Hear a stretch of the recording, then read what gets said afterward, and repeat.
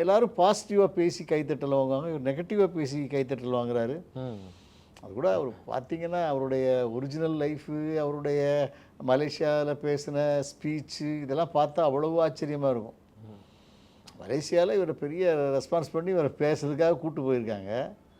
கூப்பிட்டு போனால் அவர் ஃபஸ்ட்டு பேசுகிறதே இந்த உலகத்திலே ரொம்ப மோசமானவர்கள் சினிமாக்காரர்கள், வரி கட்ட மாட்டார்கள், அரசாங்கத்திடம் நேர்மையாக இருக்க மாட்டார்கள், அப்படி இப்படி கிளின்னு தான் எந்த டிபார்ட்மெண்ட்லேருந்து போயிருக்காரோ அதே டிபார்ட்மெண்ட்டை கிழிச்சிக்கிட்டே இருக்கார். பயங்கர கிளாப்ஸ் அடிச்சுட்டே இருக்காங்க. உங்கள் பிள்ளைகள்லாம் சினிமாக்கெல்லாம் விட்டுறாதீங்க, பிள்ளைங்கள்லாம் கெட்டு போயிடுவாங்க. ஜெமினி கணேசன் பொம்பளைங்க பின்னாலே சுற்றிக்கிட்டு ஒரு காதல் படம் தான் பண்ணிகிட்ருக்காரு.